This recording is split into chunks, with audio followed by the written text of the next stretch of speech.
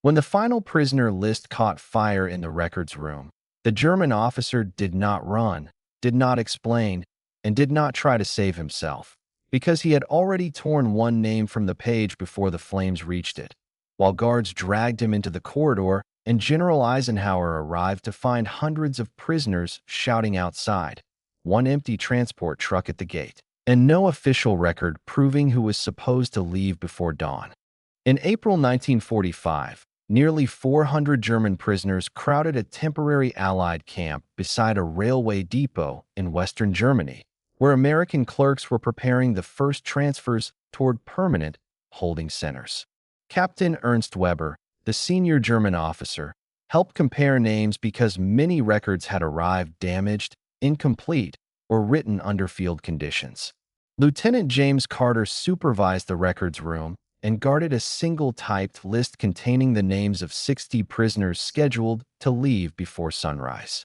Headquarters had ordered the transfer completed quickly because another column of captured soldiers was expected by noon, leaving no space for delays or new investigations.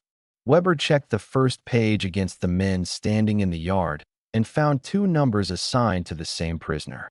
He marked the error, then noticed that a third man named Otto Keller appeared on the transport list, even though Keller had died during the march into captivity.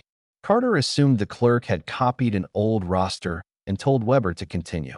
Weber examined the remaining names and found 5 prisoners listed under units they had never served in, while 3 hospital patients had disappeared from the document entirely. A military truck arrived at the gate carrying sealed movement papers and an American sergeant named Doyle, who ordered Carter to begin loading immediately. Doyle claimed the corrections could be handled at the next camp, but Weber blocked the records room doorway and demanded that the transport be stopped until every identity was verified. Carter removed him from the doorway and warned that refusing an American order would place him in isolation. Weber returned to the table, lifted the final page toward a lamp, and saw faint writing beneath the typed names, showing that another list had been erased before the current one was prepared. Before Carter could inspect it, Doyle entered the room, seized the page, and ordered the clerk to place Weber under guard. Weber pulled the paper back, tore away the lower corner containing one name, and pushed the remaining pages into the lamp flame. The fire spread across the document tray and climbed toward shelves holding medical records and surrender forms. Carter dragged Weber into the corridor, while 2 clerks smothered the flames with army blankets and saved the surrounding files. Prisoners in the yard saw smoke leave the window and believed the Americans were destroying their identities before separating them. Men pressed toward the inner fence. Guards closed the barrack doors, and the transfer truck remained empty while the camp moved toward disorder. General Dwight D. Eisenhower arrived during a scheduled inspection and found Carter holding the burned fragments beside Weber. Instead of ordering the transfer to continue, Eisenhower asked why a German officer had destroyed the only document that could send his own men away from the overcrowded camp. Weber opened his hand and revealed the torn corner he had saved, containing the name of an American soldier rather than a German prisoner. Eisenhower read it once, looked towards Sergeant Doyle beside the truck, and ordered the gate locked before anyone connected to the transfer could leave. Subscribe for more forgotten German POW stories like this one. Eisenhower moved the surviving records into the camp chapel and assigned military police to guard every entrance. Carter reconstructed the first section of the burned list from carbon copies, while Weber identified the 5 false unit numbers and the 3 missing hospital patients. The American name on the torn corner belonged to Private Samuel Brooks, a railway clerk reported missing 2 weeks earlier. Brooks had processed prisoner movements before disappearing near a supply depot, and his service number now appeared beside a false German identity. Doyle claimed Brooks had deserted and joined a smuggling group, but Eisenhower ordered his truck searched before accepting the accusation. Beneath the rear floorboards, soldiers found civilian clothing, blank prisoner tags, railway stamps, and 2 medical stretchers without unit markings. One stretcher carried dried mud from a region east of the camp, while the truck log showed no journey beyond the depot. Weber recognized the soil because several men in his column had been questioned at an abandoned mine in the same district before reaching Allied lines. Eisenhower sent Carter, Weber, and a military police team to the mine while Doyle remained under guard. Inside the entrance, they found empty food tins, American cigarette packets, and a locked cabinet containing photographs of prisoners beside handwritten numbers. The photographs matched several false names from the burned list. Each man had been assigned the identity of a dead or missing soldier, creating a system that could move people through Allied checkpoints without connecting them to their real records. A sound came from behind a blocked ventilation wall, and engineers removed loose stones until they uncovered Brooks alive in a narrow storage chamber. His hands were tied, his uniform had been taken, and a German prisoner coat had been left beside him. Brooks explained that Doyle had forced him to prepare false transfer papers after discovering a hidden cache of valuables during the occupation of the depot. When Brooks refused to sign the final list, Doyle replaced his name with a German identity and planned to move him among the prisoners before killing him elsewhere. Before Brooks could identify the other participants, an explosion collapsed the mine's outer entrance. Someone outside had ignited stored blasting powder, trapping the team underground and cutting the telephone cable leading back to camp. Weber guided the engineers through an old drainage tunnel shown on a faded mining map. Carter carried Brooks through waist-deep water, while the military police pushed the recovered records inside sealed ammunition bags. The team emerged behind a farmhouse and saw Doyle's empty truck moving along the ridge road, proving that someone had freed him during the mine search. Eisenhower received the message by radio and ordered every railway crossing closed before the truck could reach the frontier. When Carter returned, he learned that 3 prisoners from the false list had also vanished from the camp hospital. The destroyed page had delayed one transfer, but the network had already begun moving its most important witnesses by another route. The disappearance forced Eisenhower to suspend every prisoner movement in the district, leaving thousands of captured men inside temporary camps without enough beds or kitchens. Supply officers protested that the delay could create disease, while commanders demanded permission to use the surviving lists and resume transport. Eisenhower refused until the missing hospital patients were found. He placed Weber under American protection because the German officer could recognize the false unit numbers, but several prisoners accused Weber of destroying their only chance to reach safer camps. A group led by Sergeant Rolf Krantz entered Weber's barack after evening count and demanded the saved corner of the list. Weber told them it was already in American custody, yet Krantz overturned his bunk and found a notebook containing the genuine names of men from Weber's former regiment. Krantz tore out several pages and ran toward the kitchen yard, where other prisoners had opened a service gate during a bread delivery. Carter pursued them, but stopped when Krantz held the notebook above a stove and threatened to burn the remaining identities. Weber entered the kitchen without guards and offered to exchange himself for the notebook.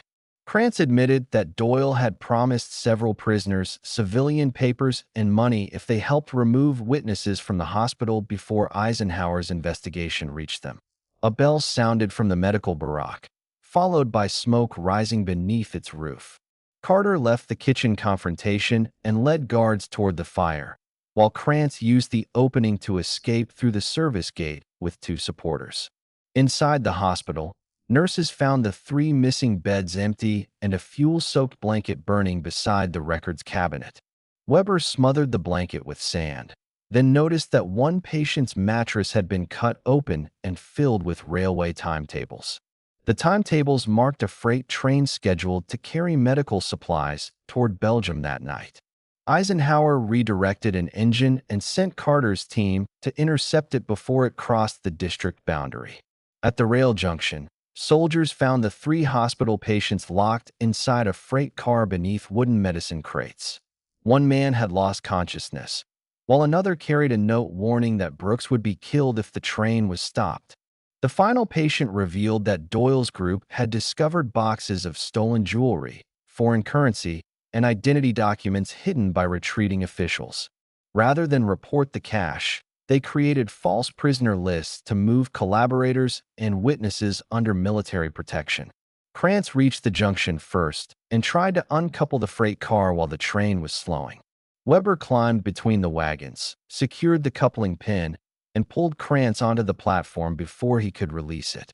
The prisoners were recovered alive, but the freight train carried no valuables and Doyle remained missing. Eisenhower now faced the major consequence of the destroyed list, because the evidence showed an international smuggling route, while the original document that could identify every participant existed only in burned fragments. The major reversal began when Brooks examined the fragments under strong light and recognized his own typing pattern beneath the visible names. He explained that the burned document was not the original prisoner list, but a replacement prepared after Doyle stole the genuine version. Brooks had placed an American name in the final line as a hidden warning, knowing that any honest clerk would stop the transfer when a soldier appeared among German prisoners. Weber had not destroyed the last reliable record. He had destroyed the paper designed to make the false movement appear official.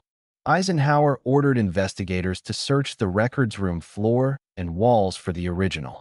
Carter remembered Weber noticing erased writing when he held the page near the lamp, suggesting that Brooks had left another signal inside the office. Engineers removed the metal plate beneath the typewriter and found a narrow envelope taped to its underside. Inside were microphotographs of the genuine roster, copied onto transparent film before Brooks was taken from the depot. The film identified every legitimate prisoner, every false identity, and 6 names omitted from all transfer orders. One belonged to Doyle, while another belonged to an American quartermaster officer stationed at a nearby supply headquarters. Military police entered that headquarters and found the quartermaster preparing to destroy fuel records. He was arrested beside a locked cabinet containing jewelry receipts, foreign banknotes, and transport passes carrying Eisenhower's copied signature. The quartermaster revealed that Doyle planned to leave from a small airfield using a medical evacuation aircraft. The stolen valuables had already been packed inside crates labeled as laboratory equipment, while the genuine prisoner list was being carried aboard as proof of which witnesses had been removed. Eisenhower ordered the airfield surrounded but allowed the aircraft preparation to continue, because stopping activity too early could send Doyle toward another escape route. Weber and Brooks traveled with Carter to identify the documents before the plane left. At the airfield, Doyle wore an American medical officer's coat and supervised the loading of 3 sealed crates. Carter approached with routine inspection papers, while Weber remained inside a maintenance vehicle where he could watch the prisoners assigned to the loading crew. One loader turned toward the hangar, and Weber recognized him as Krantz wearing a stolen uniform. He alerted Carter through a field telephone, allowing military police to close both hangar doors before the conspirators reached the aircraft. Doyle tried to start the plane and taxi across the grass, but Brooks drove a fuel truck across the runway and stopped beyond the propeller line. The pilot shut down the engines, while Carter removed Doyle from the cockpit without gunfire. Inside the 3rd crate, investigators found the genuine prisoner roster wrapped around the stolen identity files. The reversal was complete because Eisenhower could now prove that Weber's destruction of the replacement list had prevented the conspiracy from receiving official protection. Eisenhower ordered the genuine roster copied in 3 separate offices before anyone resumed prisoner transfers. 1 copy remained at headquarters, 1 traveled to the Red Cross Tracing Service, and 1 was sealed for the military tribunal investigating Doyle's network. The camp clerks began calling every prisoner by name and comparing his identity with the photographs recovered from the mine.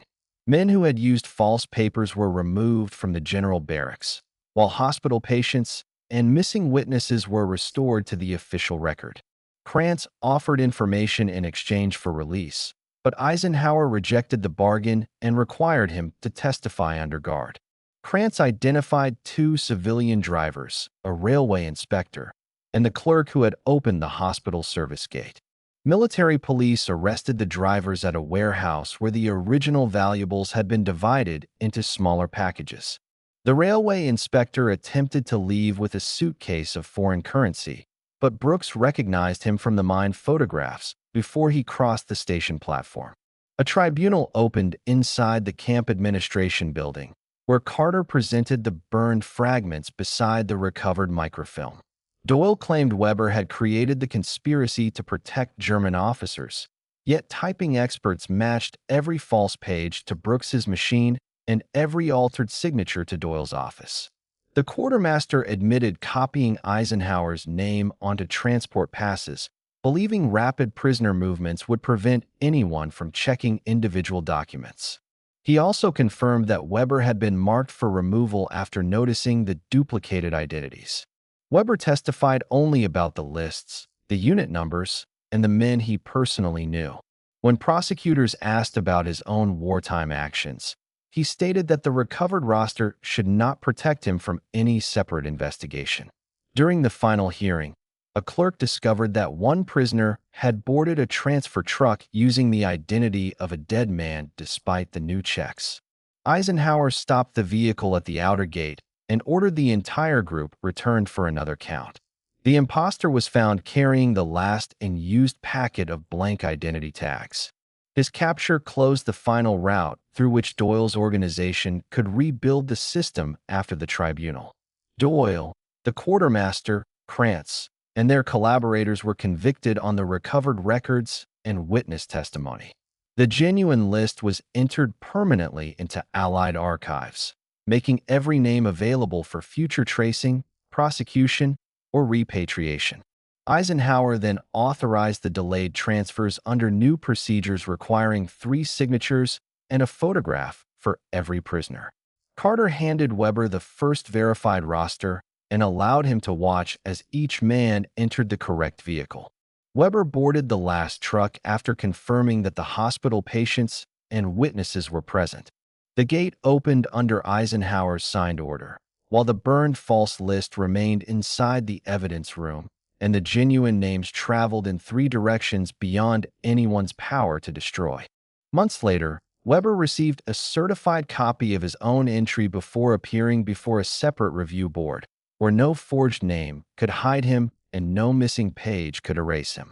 Eisenhower's archivist placed the burned fragments beside the recovered roster, then sealed both into one case. The false list survived only as evidence, while the true one returned identities to men who had nearly vanished inside it, proving that the page Weber destroyed had never been the last prisoner list, only the final lie standing in its place. Most people know how World War II ended. Very few know what happened inside these prison camps. Subscribe for more Untold WWII stories.